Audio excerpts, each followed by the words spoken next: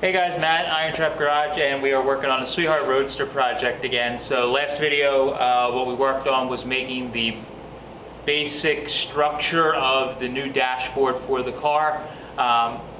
This part of the process, like I mentioned in the other video, I like to make stuff and then clamp it in place, and then a lot of times I'll let it sit for like a week, 2 weeks, who knows how long, until I kind of digest it and make sure that I like how it looks, how it's flowing, all that good stuff, and make sure that I don't go too far into building something and then, like, you know, we're about to do body work, decide that I hate it. So I've decided I don't hate it. We're not going to throw it in the trash. That's a win. And what I need to do is basically work on getting the dash centered in the car, and then work on getting everything fit up so that we can trim it down and start butt welding it to this Model A dash rail. So that's going to be kind of a lengthy process because we really got to get everything sitting just right, because how we set this in place is going to kind of follow us through the whole entire build. So I want to make sure that I like how it's sitting. It looks good standing behind the car, all different angles.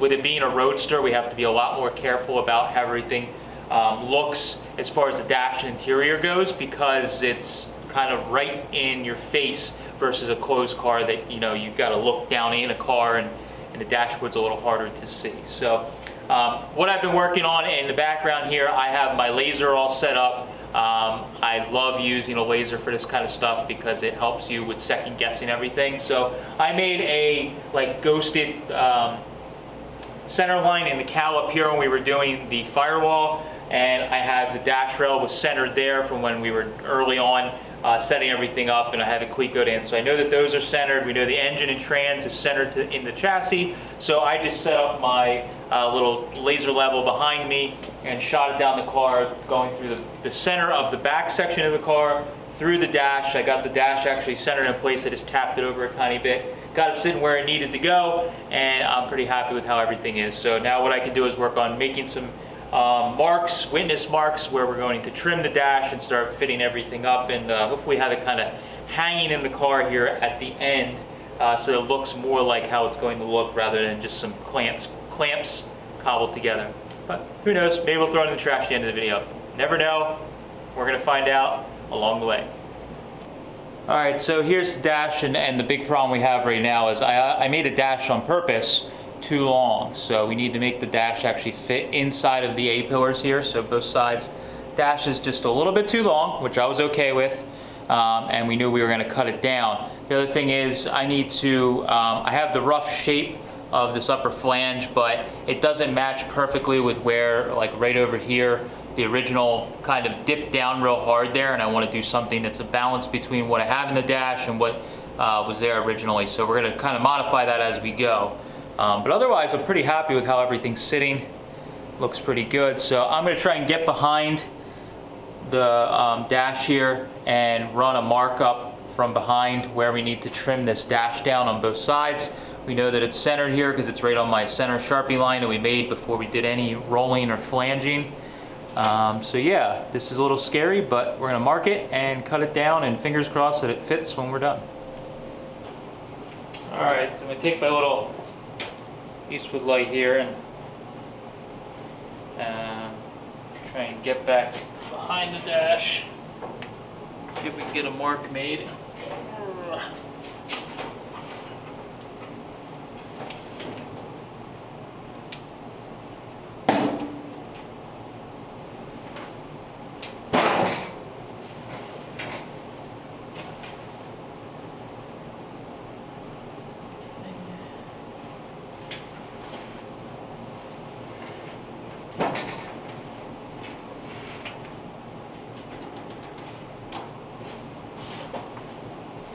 That side.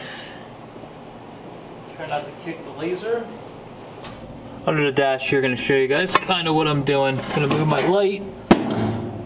Got a little Eastwood light under there, so you can see the A-pillar here. So I'm trying to keep my marker tight against that, and then I'll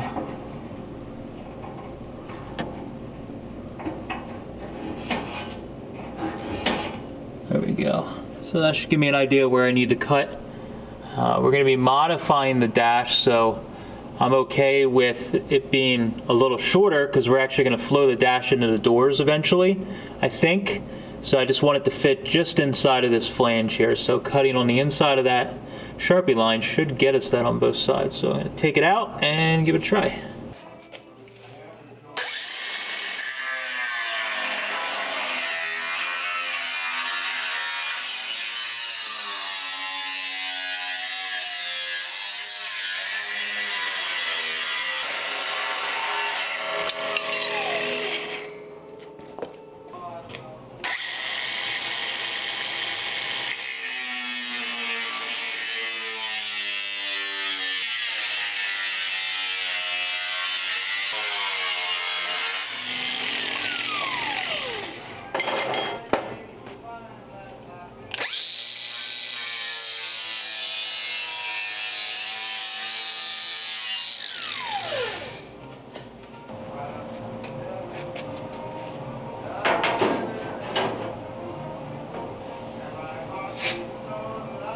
Pretty good fit.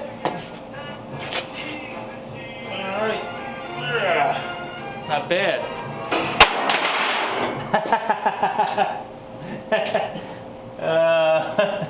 It made a liar out of me. Damn it.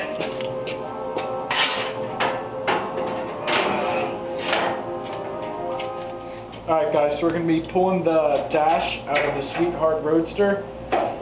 We're going to be spraying it down with this blue layout fluid so we can scribe on it and mark it up, because we're going to start tacking it up and get it secured.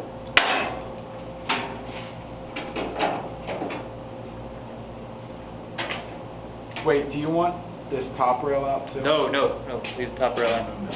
Just that one Waco holding the whole mess.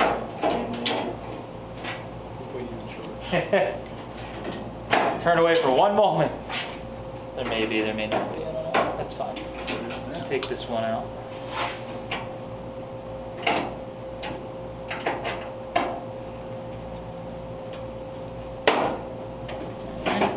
Got it?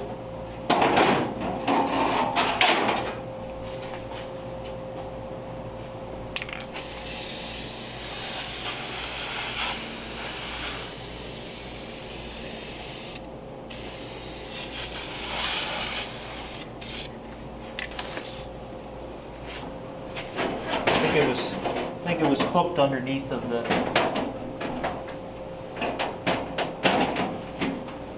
We're like right there.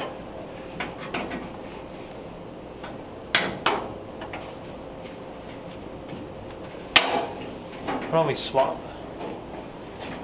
I just gotta get it like. Well, that's got to be under over there. See how that's? Oh no, it's a monkey and a football. Hey man, I didn't do this, you did. There you go. Boom. Thank the Lord. Just need to have the secret handshake. All right, so we ended up deciding to actually do kind of the old school method. I don't really like doing it this way, but in this instance it does work. We're using a cutoff grinder and kind of cutting between the two pieces of material to create just a very small gap, because with so many variables here, I'm afraid of when we take it off and trim it, things not being right and it won't fit correctly. So we're going to trim it by cutting that method so that we can get it tacked in place and we can make sure everything's where we want it to be. What I'm going to use is this little pry tool. I mentioned these before in videos, but it's actually an aircraft tool. 4140. They're real thin and curved, and they're actually for like, I think on the wings of planes or when they're skinning planes they use these, but I got it from an aircraft supply house. Real thin, real strong, and we can actually pull the material together so that they line up perfectly in this instance, so that we can get a good butt weld. So we can get underneath here, get between that little cut I made, and actually pry just a little bit to get everything so it's level. So I'm actually doing a butt weld in these areas that I want, because it's fighting us because we didn't cut the whole flange off yet. So that's pretty good there. So it's strong enough we can just flex the metal just enough to get a good tack in there. So I'm going to 2 or 3 tacks right in this little section here, and then we can keep working our way from side to side to get everything tacked up and get it sitting exactly how we want.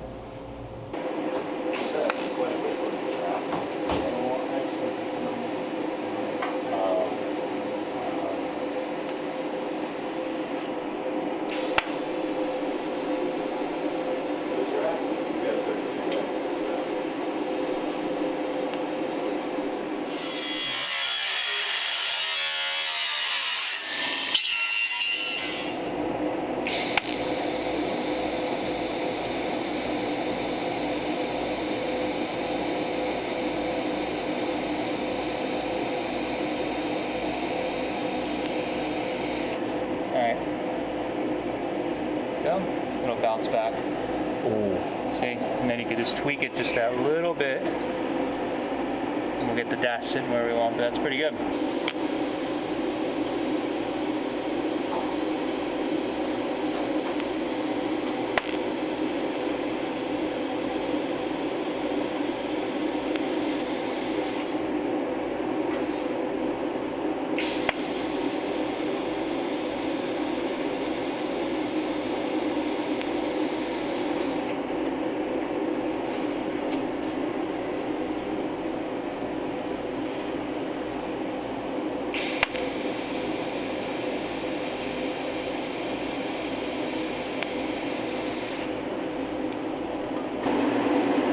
Cast or before, just depends on what you're doing.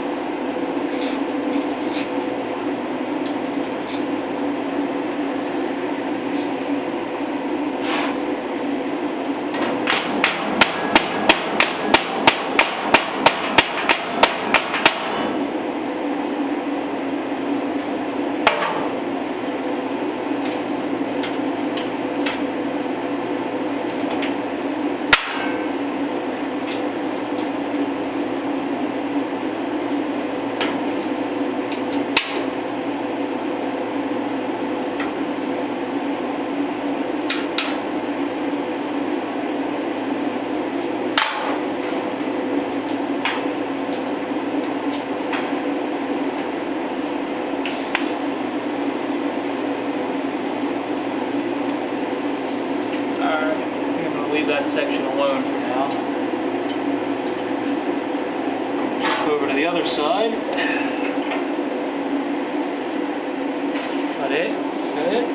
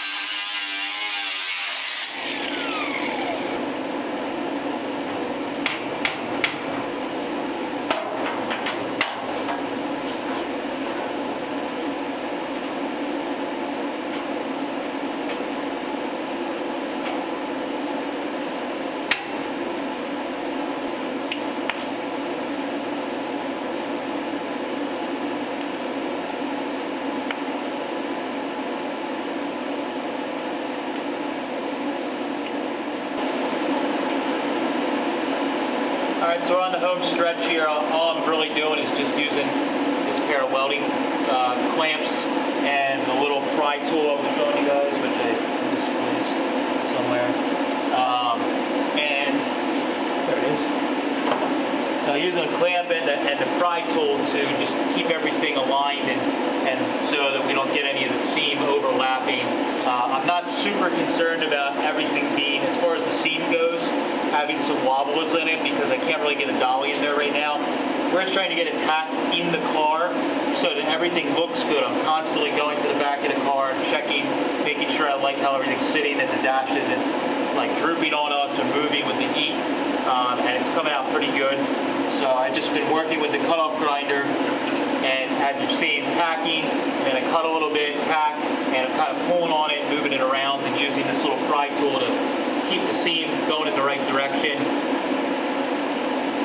quite a while to tack this stuff up because there's so many curves and shapes going on that it isn't like a flat panel where it just has to be flat and straight. You gotta keep the curve going and everything looking kind of natural. And because I'm working with an old beat up dash rail that we modified with new metal, it's a little harder than it would be with all new metal. But a couple more tacks and I think that will be good enough to let it hang on its own.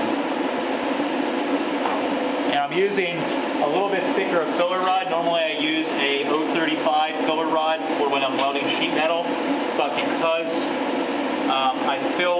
because we created a gap in the metal that's about a 1/16 or so with the cutting wheel, I have a gap to fill. And if you guys have done TIG welding, you know that the weld, when you have an open seam like that, it wants to blow apart on you.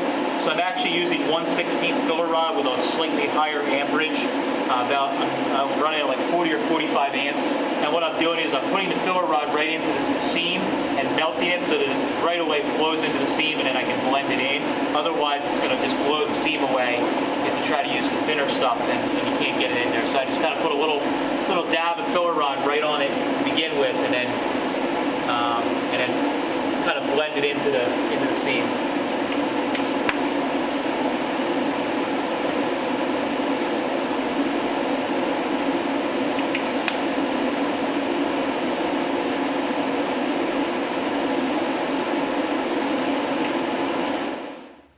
Alright, so I got the dash all tacked in place to the original dash rail, and I'm pretty happy with how everything came out.